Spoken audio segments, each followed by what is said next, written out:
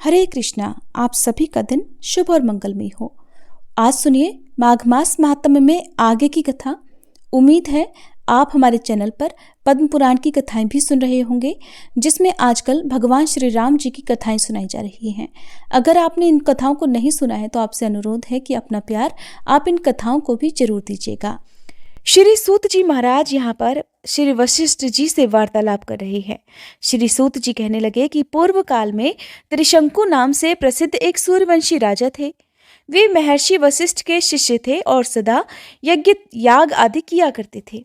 उन्होंने अपनी प्रजा का अपने पुत्र की तरह पालन किया था। एक दिन राजसभा में बैठे हुए मुनिवर वशिष्ठ जी से राजा ने बड़ी विनयपूर्वक कहा कि भगवान, अब मैं ऐसे यज्ञ के द्वारा भगवान की आराधना करना चाहता हूँ जिससे इस शरीर के साथ ही स्वर्गलोक में शीघ्र ही जाना संभव हो सके।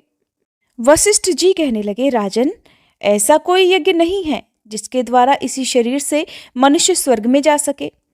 स्वयंभू ब्रह्मा जी ने जिन अग्निष्टोम आदि यज्ञों का प्रतिपादन किया है, उनके करने पर भी दूसरे ही शरीर से स्वर्ग की प्राप्ति होती है।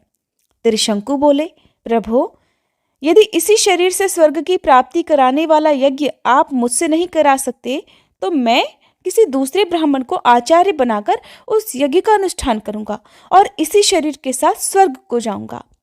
श्री सूत जी कहते हैं कि त्रिशंकु का ये वचन सुनकर महर्षि वशिष्ठ जी ने हंसते हुए कहा, पृथ्वीनाथ, आज ही वैसा यज्ञ कीजिए, मुझे कोई आपत्ति नहीं है। तब राजा वशिष्ठ मुनि को प्रणाम करके उस स्थान पर गए जहां उनके 100 पुत्र रहते थे। उनके सामने भी राजा ने अपना वही उद्देश्य रखा। तब उन्होंने भी वही उत्तर दिया जो वशिष्ठ जी ने कहा था। ये सुनकर राजा ने पुनः उनसे कहा कि गुरुपुत्रो, आपके पिताजी इस समय मुझे सशरीर स्वर्ग भेजने में असमर्थ हो गए हैं, इसलिए मैंने उन्हें छोड़ दिया है। अब मेरे पुरोहित वो नहीं रहे, और अगर आप लोग भी मुझसे वैसा यज्ञ नहीं करवाएंगे तो मैं आपको भी छोड़कर शीघ्र ही दूसरे पुरोहित का वरण कर लूंगा। ये सुनकर वे सभी गुरुपुत्र कुपित हो गए और कठोर वाणी में बोले, पापी, तूने हितैषी गुरु का त्याग किया है, इसलिए तू सभी लोगों के द्वारा निंदित चांडाल हो जा। उनका यह वाक्य पूरा होते ही राजा त्रिशंकु उसी क्षण विकृत और विकराल शरीरधारी चांडाल हो गए। अपने आप को विकृत चांडाल के रूप में देखकर राजा को अब बड़ी लज्जा हुई। वे बहुत दुखी होकर इधर उधर घूमने लगे। सोचने लगे कि मैं क्या करूं, कहाँ जाऊं, किस प्रकार मुझे शांति मिलेगी। मैं जलती हुई आग में समा जाऊं या फिर विष खा लूं, किस उपाय से आज ही मेरी मृत्यु हो जाए। ऐसे घृणित शरीर के द्वारा उन स्त्रियों को मैं कैसे देखूंगा जिनके साथ वैसे दिव्य शरीर से मैंने क्रीड़ा की है। इस प्रकार शोक करते हुए राजा ने रात के समय अपने नगर में प्रवेश किया और फिर राजद्वार पर ठहरकर मंत्रियों सहित पुत्र को बुलाकर शाप संबंधी सारी बातें उन्हें बता दी। दूर खड़े हुए राजा का ये वचन सुनकर वे मंत्री और पुत्र भी शोकमगन होकर रोने लगे। तब राजा ने अपने मंत्रियों से कहा कि अगर मेरे प्रति तुम्हारे हृदय में अविचल भक्ति भाव हो तो अब मेरे पुत्र का मंत्रित्व स्वीकार कर लो। मेरा बड़ा पुत्र हरिश्चंद्र मुझे बहुत ही प्रिय है, इसलिए शांतचित्त होकर इसी को मेरे स्थान पर यथासंभव शीघ्र ही राजा बनाओ। मैं तो अब अपने संकल्प को पूरा करूंगा, या तो इसी प्रयत्न में प्राण दे दूंगा या सदेह स्वर्ग लोक में जाऊंगा। ऐसा कहकर त्रिशंकु वन में चले गए और मंत्रियों ने उनके पुत्र को राज सिंहासन पर बिठा दिया। श्री सूत जी कहते हैं, उसके बाद त्रिशंकु ने यह निश्चय किया कि इस समय त्रिलोकी में विश्वामित्र मुनि को छोड़कर दूसरा कोई ऐसा नहीं है जो मुझे इस भयंकर दुख से बचा सके। मन में ऐसा विचार कर उन्होंने कुरुक्षेत्र को प्रस्थान कर लिया। वहां पहुंचकर वे विश्वामित्र जी का आश्रम ढूंढने लगे। इतने में ही दूर से उन्हें काले धुएं का पुंज दिखाई दिया और जल का स्पर्श करके आती हुई शीतल हवा ने उनकी सारी थकावट दूर कर दी। इससे जलाशय और आश्रम का अनुमान करके वे जल्दी जल्दी चलने लगे। थोड़ी ही देर में नदी के तट पर एक मनोहर आश्रम दिखाई दिया जो चारों ओर से फूले फले वृक्षों द्वारा घिरा हुआ था। वहां नेवले, सर्पों के, उल्लू, कौवों के, बिलाव, चूहों के और व्याघ्र नाना प्रकार के मृगों के साथ खेल रहे थे। उसी आश्रम पर पहुंचकर त्रिशंकु ने तपस्या के निधान विश्वामित्र मुनि को देखा। उनका दर्शन करके दूर खड़े होकर अपने नाम का परिचय देते हुए उन्होंने मुनि को साष्टांग प्रणाम किया और कहा कि हे विप्रवर, मैं शाप से मुक्त होने के लिए संपूर्ण जगत के मित्र महर्षि विश्वामित्र की शरण में आया हूं। सुनकर विश्वामित्र जी कहने लगे, हे राजन, तुम तो वशिष्ठ जी के यजमान हो। वशिष्ठ या फिर उनके पुत्रों को ही तुम्हारा यज्ञ कराना चाहिए। फिर उन्होंने तुम्हें शाप क्यों दिया? तुमने उनका कोई अपराध किया था? तो त्रिशंकु कहने लगे, मुने, मैंने वशिष्ठ जी से ऐसा यज्ञ कराने के लिए प्रार्थना की थी कि जिसके द्वारा मेरा इसी शरीर से स्वर्गलोक में जाना संभव हो सके। और मेरी प्रार्थना सुनकर उन्होंने मुझे उत्तर दिया कि राजन, ऐसा कोई यज्ञ नहीं है जिससे देहांतर ग्रहण किए बिना इसी शरीर से स्वर्गलोक में जाया जाए। इस पर मैंने भी उनसे कह दिया कि अगर किसी उत्तम यज्ञ के प्रभाव से मुझे इस शरीर के साथ ही स्वर्गलोक में नहीं पहुंचाएंगे तो मैं आज ही अपने इस उद्देश्य की सिद्धि के लिए किसी अन्य ब्राह्मण को अपना पुरोहित बनाऊंगा। मेरा ये विचार जानकर वे कहने लगे कि जिससे तुम्हारा भला हो वही करो। तब मैंने भी उनके पुत्रों के पास जाकर वशिष्ठ जी के साथ की हुई सारी बातें कह सुनाई। इस पर उन सब ने मुझे श्राप देकर चांडाल की दशा में पहुंचा दिया। हे मुनीश्वर, तब मैंने मन ही मन आपको याद किया और बहुत दूर से बड़ी भारी आशा लगाकर आपके पास यहाँ कुरुक्षेत्र में आया हूँ। मुने, आपके लिए त्रिलोकी में कुछ भी असाध्य नहीं है, इसलिए आप मुझे दुखी के दुख निवारण का कोई उपाय अवश्य कीजिए। राजा त्रिशंकु की ये बात सुनकर विश्वामित्र जी कहने लगे, राजन, मैं तुमसे वैसा यज्ञ कराऊंगा जिसमें क्षण भर में तुम स्वर्गलोक को चले जाओगे। आओ मेरे साथ तीर्थ यात्रा के लिए चलो, जिससे चंडालता से मुक्त होकर यज्ञ करने के योग्य हो जाओ। ऐसा कहकर विश्वामित्र जी त्रिशंकु को अपने पीछे पीछे आने का आदेश देकर तीर्थ यात्रा के लिए चल दिए। उन महात्मा के साथ तीर्थों में विचरते हुए त्रिशंकु का बहुत सारा समय बीत गया, किंतु वे पाप और चंडालत्व से मुक्ति नहीं पा सके। क्रमशः यात्रा करते करते वे दोनों अर्बुदाचल अर्थात आबू के समीप आए। उस पर्वत पर चढ़कर उन्होंने पाप नाशक अचलेश्वर का दर्शन किया। मंदिर से निकलने पर वहीं मुनिश्रेष्ठ मार्कंडे जी से भी भेंट हो गई। विश्वामित्र जी को देखकर मार्कंडे जी ने पूछा, मुनीश्वर, इस समय आप कहाँ से आ रहे हैं और आपके पीछे ये कौन दिखाई देता है? तब विश्वामित्र जी बोले, मुने, ये राजाओं में श्रेष्ठ त्रिशंकु हैं। वशिष्ठ के पुत्रों ने क्रोध करके इन्हें चांडाल की दशा में पहुंचा दिया है। मैंने इनसे प्रतिज्ञा की है कि जब तक तुम पवित्र नहीं हो जाओगे तब तक मैं तुम्हारे साथ सभी तीर्थों में भ्रमण करूंगा। मैंने पृथ्वी के सभी तीर्थों और मंदिरों में भ्रमण कर लिया, परंतु ये तो अभी तक पवित्र नहीं हो सके, इसलिए अब मैं इस पृथ्वी को त्याग कर कहीं अन्यत्र चला जाऊंगा। श्री मार्कंडे जी कहने लगे, मुने, अगर ऐसा है तो आप इस पृथ्वी को त्याग कर कहीं मत जाइए। इस पर्वत से नैऋत्य कोण में आनर्त देश के भीतर एक स्थान है जहां श्रेष्ठ देवताओं ने पहले स्वर्णमय शिवलिंग की स्थापना की थी। पाताल में जो हाटकेश्वर लिंग प्रसिद्ध है, उसी के नाम पर इस शिवलिंग को भी लोक में हाटकेश्वर कहते हैं। हे ब्राह्मण, वही पाताल गंगा का जल है जो रसातल से प्रकट हुआ है। उसी के द्वारा यत्नपूर्वक पाताल में प्रवेश करके श्रद्धापूर्वक आप लोग पाताल गंगा के जल में स्नान करें। उसके बाद ये त्रिशंकु हाटकेश्वर का दर्शन करके चांडालत्व से मुक्त और शुद्ध हो जाएंगे। मार्कंडे जी का ये वचन सुनकर विश्वामित्र मुनि त्रिशंकु को साथ लेकर वहां गए और फिर पाताल में प्रवेश करके राजा को पाताल गंगा के जल में नहलाया। स्नान करने के बाद हाटकेश्वर का दर्शन करके वे चांडालत्व से मुक्त होकर सूर्य के समान तेजस्वी हो गए।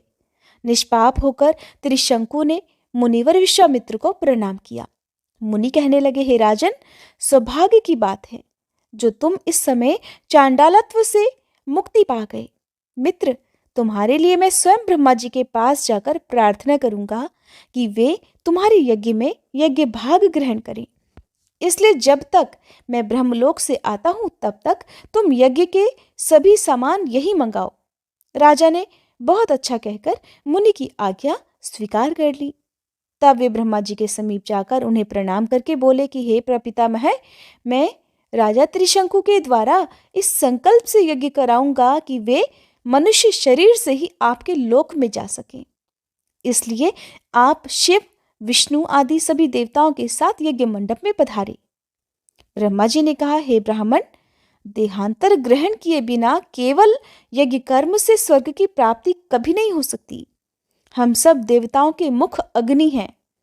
वेदोक्त विधि से भलीभांति आहुति देने पर हम सब लोग यज्ञ में अपना भाग ग्रहण करेंगे। इसलिए राजा अग्नि मुख में ही आहुति दें। फिर उस यज्ञ के प्रसाद से देह त्याग के बाद ही वे अवश्य स्वर्ग प्राप्त कर लेंगे।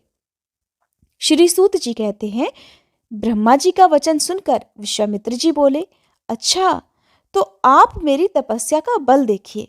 मैं त्रिशंकु से विधिवत दक्षिणा युक्त यज्ञ कराकर उसी के द्वारा उन्हें यहाँ लेकर आऊंगा। ऐसा कहकर विश्वामित्र जी पृथ्वी पर लौट गए और महात्मा त्रिशंकु के यज्ञ को संपन्न कराने की चेष्टा में लीन हो गए। यज्ञ प्रारंभ करने के लिए योग्य शुभ समय आने पर उसी श्रेष्ठ वन में उन्होंने वेदों के पारंगत ब्राह्मणों को बुलाकर राजा को यज्ञ की दीक्षा दी। उस यज्ञ में वे स्वयं ही अध्वर्यु अर्थात यजुर्वेद पाठी हुए। शांडिल्य मुनि होता अर्थात ऋग्वेदी के पद पर प्रतिष्ठित हुए। महर्षि गौतम को ब्रह्मा जी का पद प्राप्त हुआ। मित्रा वरुण कर्म में महर्षि च्यवन अग्निध्र बनाए गए। याज्ञवल्क उद्गाता अर्थात सामवेदी, जैमिनी प्रतिहर्ता, शंकुकर्ण प्रस्तोता, गालव उन्नेता, पुलत्स्य जी उच्छंसी और मुनीश्वर गर्ग होता हुए अत्रि, नेष्टा तथा भृगु जी आच्छावाक बनाए गए। श्रद्धालु त्रिशंकु ने इन सभी को ऋत्विज बनाया और स्वयं बाल कटवाकर मृग चर्म धारण कर लिया। हाथ में हिरण का सींग लिया और दूध पीकर रहने लगे। उपर्युक्त सभी महर्षियों को वरण करके अर्थात उनका पूजन करके उन्हें यज्ञ कर्म में लगाया। इस प्रकार दीर्घ काल तक चालू रहने वाले उस यज्ञ के आरंभ होने पर सभी दिशाओं से वेद वेदांगों के पारगामी ब्राह्मण वहां पर आने लगे। बहुत से दीन, अंध, कृपण अर्थात कंगाल गृहस्थ आए। वहां चारों तरफ ही अन्न के बड़े बड़े पहाड़ खड़े करे हुए थे और श्रेष्ठ ब्राह्मणों को दान देने के लिए तरह तरह की असंख्य वस्तुएं भी इकट्ठी की गई थी। देवता अग्निमुख से राजा के हविष्य को ग्रहण करते रहे। इस प्रकार यज्ञ करते करते राजा के 12 वर्ष बीत गए, किंतु उन्हें अभीष्ट फल की प्राप्ति नहीं हुई। फिर उन्होंने यज्ञांत स्नान किया और ऋत्विजों को यथायोग्य दक्षिणाएं देकर तृप्त किया। ब्राह्मणों को विदा करने के बाद राजा त्रिशंकु वहां आए और अन्य संबंधियों और मित्रों को भी विदा कर दिया। फिर वे विश्वामित्र जी से कहने लगे कि हे ब्राह्मण, आपके प्रसाद से मुझे दुर्लभ फल की प्राप्ति हुई। चांडालता भी नष्ट हो गई, परंतु इसी शरीर से स्वर्गलोक नहीं मिला। केवल एक यही दुख मेरे हृदय में कांटे की तरह चुभ रहा है। मुने, अब वशिष्ठ जी के पुत्र ये सब बात सुनकर मेरा उपहास करेंगे, इसलिए अब मैं वन में रहकर तपस्या करूंगा, राज्य नहीं करूंगा। त्रिशंकु की बात सुनकर विश्वामित्र जी बोले, राजन, दुख मत करो, मैं तुम्हें इसी शरीर से स्वर्गलोक में भेजूंगा। ऐसा कहकर विश्वामित्र जी ने चंद्रशेखर भगवान शंकर का दर्शन किया और इस प्रकार उनकी स्तुति की कि हे अचिंत्य महादेव, आपकी जय हो। हे पार्वती वल्लभ, आपकी जय हो। हे कृष्ण जगन्नाथ, कृष्ण जगत गुरु, आपकी जय हो। अचिंत्य अमेय अनंत अच्युत, आपकी जय हो। हे प्रभु, हे शिव, आपकी जय हो। सर्व पाप नाशन, आप ही धाता, विधाता, कर्ता और रक्षक हैं। देवेश, 4 प्रकार के प्राणियों का कल्याण करने वाले भी आप ही हैं। जैसे तिल में तेल और दही में घी व्याप्त रहता है, उसी प्रकार समस्त संसार आपसे ही व्याप्त है। आप ही ब्रह्मा, विष्णु, इंद्र और अग्नि हैं। आप ही वषटकार, यज्ञ और सूर्य हैं। अथवा बहुत कहने या स्तुति करने की क्या आवश्यकता है प्रभु? मैं आपकी वेद वर्णित विभूति को बहुत संक्षेप में बतला रहा हूं। भगवान, तीनों लोकों में चर और अचर जो कुछ भी दिखाई देता है, सब में आप ही व्याप्त हैं। ठीक उसी तरह जैसे काष्ठ अर्थात लकड़ी में अग्नि व्याप्त रहती है।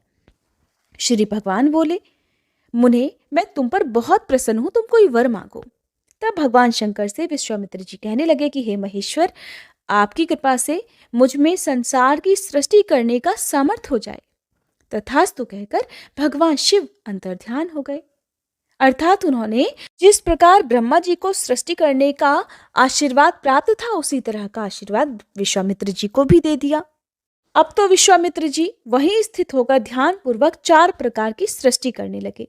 इस प्रकार जल में प्रवेश करके सृष्टि चिंतन करने वाले विश्वामित्र जी ने जिन जिन वस्तुओं की सृष्टि की, वे सब आज भी दिखाई देती हैं। उन्होंने समस्त देवगण, नक्षत्र, ग्रह, मनुष्य, नाग, राक्षस, वृक्ष युक्त लता, सप्तऋषि और ध्रुव आदि सब की रचना की और उन सबको अपने अपने कर्तव्य कर्मों में नियुक्त किया।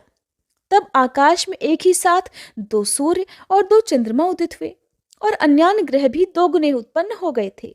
सप्त ऋषियों सहित संपूर्ण नक्षत्र भी दुगुने दिखाई देने लगे। इस प्रकार आकाश में सभी ग्रह नक्षत्र द्विगुण होकर एक दूसरे से स्पर्धा रखकर लोगों के मन में भ्रम उत्पन्न करने लगे।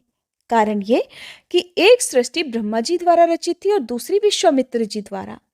ये देखकर इंद्र सभी देवताओं के साथ ब्रह्मा जी के पास गए और प्रणाम करके बोले, हे सुरश्रेष्ठ, इस समय विश्वामित्र जी ने सृष्टि रचना प्रारंभ कर दी है, इसलिए जब तक उनकी सृष्टि से ये संपूर्ण विश्व व्याप्त ना हो जाए, तब तक आप स्वयं जाकर उन्हें रोकिए। तब ब्रह्मा जी मुनिवर विश्वामित्र जी के पास गए और इस प्रकार बोले कि हे ब्रह्म ऋषि, तुम मेरे कहने से सृष्टि रचना का कार्य अब बंद करो। विश्वामित्र जी ने सुना तो कहने लगे, अगर राजा त्रिशंकु इसी शरीर से आपके लोक में चले जाएं, तो मैं नई सृष्टि नहीं करूंगा। सुनकर ब्रह्मा जी बोले कि हे मुनीश्वर, मुझे स्वीकार है, ये राजा त्रिशंकु इसी शरीर से मेरे साथ स्वर्गलोक में चलें, तुम सृष्टि रचना से मुक्त हो जाओ। ऐसा कहकर ब्रह्मा जी त्रिशंकु को साथ लेकर चले गए और महर्षि विश्वामित्र जी हर्ष में भरकर वहीं रुके रहे। हरे कृष्णा। आज का अध्याय समाप्त हुआ। उम्मीद है ये कथा आपको पसंद आई होगी।